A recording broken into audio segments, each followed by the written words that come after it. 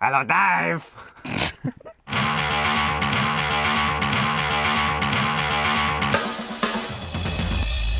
Hello, welcome to Game On, the show that... What are you doing? What have you got that is them so on? funny. What is funny? What are you What are you listening to? We were on the GameSpot podcast this week. I was giving it a listen. It's hilarious. Not now. We were on that to promote this. That's what we're doing. That's the day job. For goodness sake, welcome to... Pac-Man! Coming up. Chainswords. Warlords! And Johnny asks stupid questions to hard people. What keeps you up at night? What scares you? What scares me? Yeah. Actually, I'm incapable of feeling fear. Gamers are a fairly inoffensive bunch on the whole. We keep to ourselves. Play with ourselves. And generally try to avoid offending high-profile members of society and causing a national media stir. Refreshingly then, this week Medal of Honor offended some high-profile members of society and caused a national media stir. Oh, good. Leave a message, we'll get back to you. Bye-bye. Bye-bye. Medal of Honor is the first-person shooter leading the charge in EA's Christmas offensive this year. Formerly a World War II franchise, it's been rebooted and redeployed to present-day Afghanistan. Naturally, the multiplayer follows suit, allowing you to play as American forces or as one of the insurgent Taliban. Though of course you knew that, unless rather ironically you've been living in a cave. Our guys are tough as nails, and we're ready to get in the fight. This inclusion drew decidedly British flack recently, as Defence Secretary Liam Fox weighed in on the debate, declaring the game thoroughly un-British, while expressing shock and disgust. They're strong words, and even stronger was his call for the game to be banned. But was that fair, or simply an overreaction?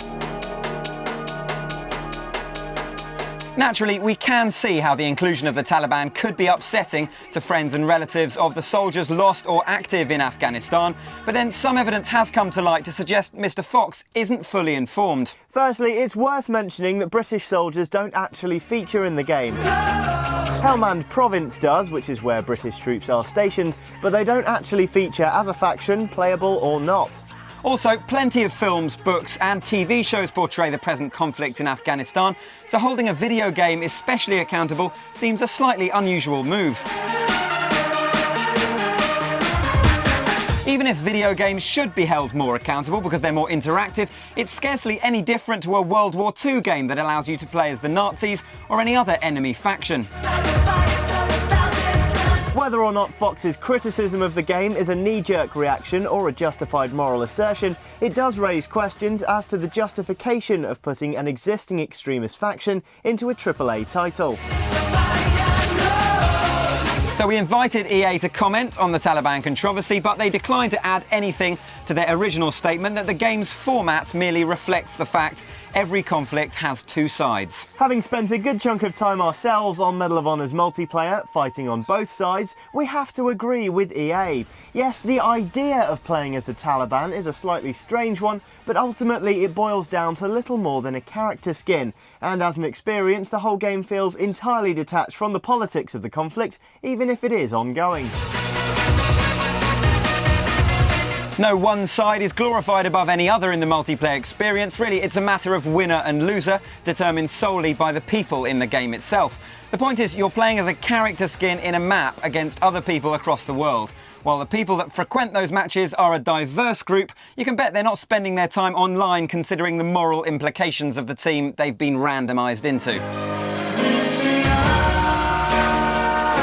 Ultimately, moving Medal of Honor out of the World War II setting was a bold move from EA, and moving it to present-day Afghanistan was gutsy. But ultimately, it doesn't feel distasteful. Whether that's down to the sensitive handling of the situation, or whether it shows the setting doesn't really matter in a first-person shooter such as this, there's no need for the game to be banned. So there's no need to declare outrage then? Not just yet, no. So we're not going to go tip over any cars? Not going to do that. Not. Moving away from the controversy though, Medal of Honor plays extremely well. We got some hands-on with a campaign helicopter mission, and the most attention-grabbing thing is, funnily enough, the audio. The dialogue between soldiers really adds tension, while the sound effects add great authenticity to the experience. Not that we've spent that much or indeed any time in the field, but the chatter on the operation footage we've seen was surprisingly realistic. The mission itself was really impressive. I'll admit generally I hate on-the-rails vehicle sections, but this one really works for me. Intense bursts of combat were counterbalanced by atmospheric surveillance portions, watching possible targets to see if they're armed and hostile. The deliberation you hear over whether or not to open fire is a nice touch, reminding you the game is not just about blowing stuff up. Though it is largely about that. Yeah, but of course, Medal of Honor's main emphasis is on the story. And talking of story, as another shameless pre-order incentive, a book has been especially written for the game, offering players a scene-setting prequel. It's been written by none other than Chris Ryan, former SAS operative, who's written literally a library full of books. And presumably seen quite a lot of action. Well, yeah, he's a successful writer. Very attractive. Get down! Now, Warhammer 4... Oh, come on, you did that joke 3 weeks ago. Wasn't even funny then. Get up. Come on, we've got some exclusive stuff on it this time. Really? Space Marine. Yeah, get up. 5 more minutes? Now. Honestly. I am a Space Marine. Yeah, we got an exclusive peek at Space Marine this week, getting our first good look at the gameplay and the kinds of weapons on offer. We admit we were sceptical at first, even after seeing the flashy trailer released earlier this month, but Space Marine looks like some surprisingly solid third-person shooter fare. It's slickly animated and seems to have some pretty solid combat sections, though we weren't actually allowed to get our hands on the game. It wasn't hands-on so much as a kind of... Well, there were hands on the game, they just not weren't our hands. No, so it was hands-on. Yeah. The weapons on offer seem pretty punchy, from the standard battle rifles to this mean-looking heavy bolter. Developer Relic have clearly paid attention to the smaller details, as each character looks very faithful to their miniature counterparts. They even bleed underneath the armour, which is nice if you like that sort of thing. Bit rank. Yeah, but attention to detail. The dialogue, though, is definitely ropey. The Space Marines seem unsure of how British they should make their accents. Keep us in position, pilot. Trying, sir. That pales in comparison, though, with the Orcs' voice acting, which is frankly ridiculous. You're in my house now, Space Marines. Sounds like the League of Gentlemen. You're my wife now, Dave. Oh, that's weird. Now, obviously the advantage of having such a diverse universe as Warhammer is they can get fairly fantastical with the game design, like this bizarre jetpack versus ship gunner gameplay. Sure, it looks weirder than it actually is, and flight missions aren't exactly anything new, but THQ seem to be at least trying to shake up the formula a little, when it could have been very easy for them just to slap a licensed character skin on something that's been done before. Talking of things being done before, doubtless some of you will be gearing up to make gameplay comparisons with Gears of War, what with the chainsaw sword here and the curb stomp executions. Gearing up, Gears of War. It's good, isn't it? Brilliant. Cogs.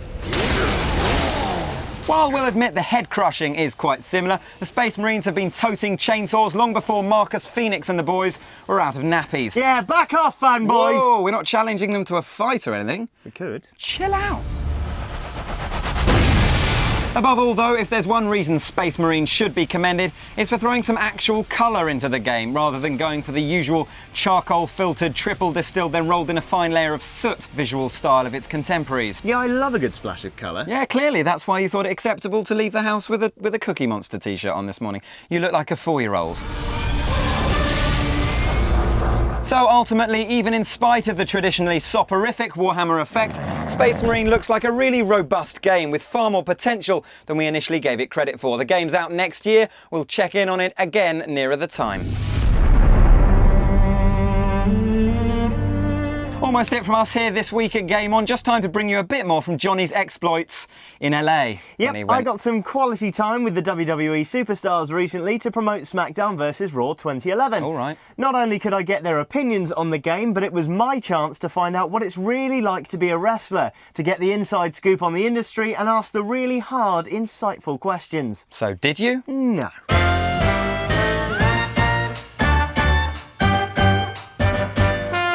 What keeps you up at night? What scares you? What scares me? Yeah. Actually, I'm incapable of feeling fear. Spiders? Spiders? Yeah. Are they touching me? Yeah. Yes. So, You're definitely not incapable of But I fear, don't worry about them, I'm saying. Not getting paid. I guess not waking up in the morning. What keeps me up at night? Nothing. I sleep soundly every night I go to bed. I'm pretty scared of sharks. I won't go swimming at the beach because I know there's one shark that swims around the world. He's waiting for me to go swimming, and he's waiting to eat me. There's a shark out there with your name on Yeah, it. exactly. He follows me around. He's waiting for me. Spiders, Yes. warfare, Yes. heights, Heights? Well, not so much. small spaces, Yes. cockroaches. No. Larry King. No. Oh, he is pretty scary. I find the braces so Sometimes. intimidating, you know. Yeah. Okay, what about the dark? Is there anything with me in the dark? That's the thing. The sun. I'm afraid of the sun, fella. That's the only thing I hate. It's the bleeding sun. I don't like it. Doesn't like me. End of story. Well, well, not so tough after all. What are you scared of, Johnny? Blue whales, actually. Really? Yeah. The friendly blue whale? Yeah, too big. Don't like the idea of one swimming underneath me and possibly killing me without even noticing. I feel I'm more important than that. What are you afraid of? Dying alone. So that's it from us for this week.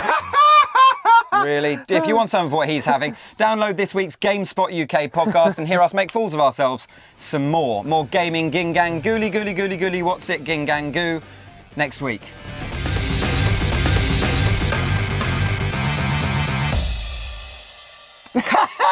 Fact man! What? That's ridiculous. Coming up! I snorted with laughter. I should have just stayed deadpan. That was fine. Watching possible targets to see if they're armed and hostile. Hostile. Getting our first good look at the gameplay and the kinds of weapons on offer. Codes of weapons. Developers Relic have clearly paid attention to a lot of the smaller details, as each character looks very faithful to their plastic counterparts. Or like they were metal. Some of them were. Yeah. To their Yeet! miniature counterparts. Sounds like the League of Gentlemen. You are my wife now, Dave. Gentlemen. You're my wife now, Dave. That sounds less like the League, Yeah. League of Gentlemen, but... Still. Hello, Dave. No, Dave. Right, that's it. like this bizarre jetpack versus ship gunner gameplay. Jutpuck. Jetpack. Jutpuck. I felt something strange go there. So that's it from us for this week. I didn't cut you off quick enough. Ridiculous laugh. The Space Marines have been toting chainsaws long before Marcus Phoenix and the boys were out of nappies, so you've got to give them that one. Or long since the Locust have been in the larval state. But that's less obvious. That's more geeky. I think it's funnier with nappies. I agree. I was just quite pleased with the analogy I made. Yeah, well done. I'm We'll gonna put that in the outtakes. outtakes.